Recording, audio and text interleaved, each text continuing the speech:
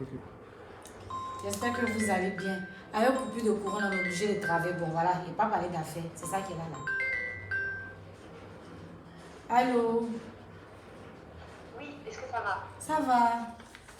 Ils ont coupé le courant, donc je suis un peu enfermée et puis isolée. Mais on peut travailler. Il n'y a aucun problème, on y va. Allô?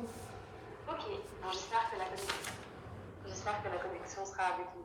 Oui, la connexion sera avec nous. Il n'y a pas de problème. Je vais couper le haut-parleur, je vais mettre à l'oreille. Comme ça, on va se... un décalage. Ah oui, c'est le réseau qui fait qu'il y a un petit décalage. Mais on se comprend. Ok, donc si c'est trop compliqué, on pourra procéder par notre local. Non, allons-y, c'est bon. Alors, et s'il y a un problème, après, on va... Je pense que le courant ne va pas être un blocage pour ce qu'on doit faire. Allons-y. Alors, pour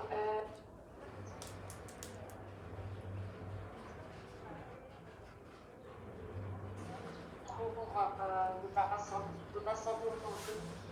Ah, les grandes étapes. 2014, les grandes étapes de votre entreprise. Donc, les grandes étapes du pass santé, c'est... première étape, c'est le déclic. Donc, c'est l'événement qui s'est produit en 2014, qui est la première étape. Donc, là où je constate que le problème, il perdure, il y a toujours une difficulté à la prise en charge de quelqu'un qui arrive inconscient d'un centre de santé. C'est la première étape, donc le déclic.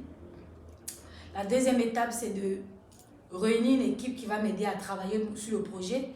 Donc, en l'occurrence, mon beau-frère, Envo Mike et puis Ange Lago, deux personnes à qui je vais partager cette vision. Et puis, on va commencer à travailler. Donc, c'est pour moi les premières étapes. Après, l'autre étape, c'est quand on est allé au ministère, qu'on s'est fait chasser. Voilà, qu'on s'est fait chasser. Non pas parce que, je pense que c'est parce qu'on n'avait pas bien présenté. Je vais dire ça comme ça pour m'encourager. Et puis après, revenir retravailler. Mais la belle étape, c'est en 2016 quand il y a le concours Technoso qui demande de présenter des projets tech sur la santé, sur tout ce qui est taux de mortalité infantile, tout ça. Et qui fait que, bon, je me dis pourquoi ne pas présenter le projet. Donc c'est de là que tout démarre vraiment. Donc ce sont vraiment les grandes étapes, le déclic, réunir l'équipe qui va travailler. Et en 2016, on sort les premiers prototypages. Et puis après, en 2017, on fait notre pilote. En 2019, on fait un lancement. Et puis voilà, le pas santé en fait.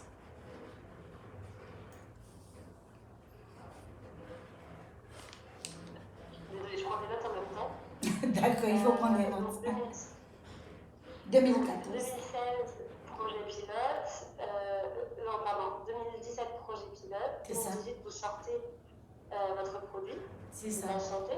Et depuis 2018, alors, ça se passe comment pour vous? Ben, ça se passe vraiment bien.